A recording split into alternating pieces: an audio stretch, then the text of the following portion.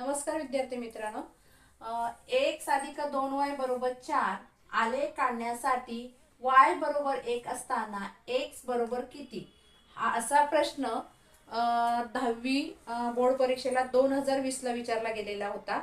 तर बघा इथे आपल्याला काय सांगितलंय, y बरोबर किती आहे तर 1 आहे, तर x बरोबर किती। तर हे समीकरण आपण लिहून घेऊया, x अधिक 2y बरोबर 4। आता काय करायचं तर या समीकरणामध्ये y ची जी किंमत दिलेली आहे ती आपल्याला y च्या जागेवर ठेवायची आहे। तर y ची किंमत ठेवू। आता बघा इथे x अधिक 2 कंसात y ची किंमत किती दिलेली आहे 1 कंस पूर्ण बरोबर 4।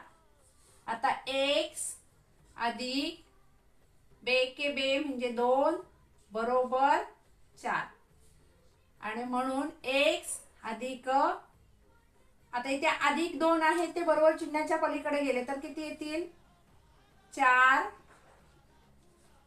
बघा किती येणार आहे 4 वजा 2, मग x बरोबर आपल्याला मिळणार आहे 2। मग बघा y बरोबर 1 असताना x बरोबर किती मिळाले आपल्याला, x बरोबर आपल्याला मिळाले 2।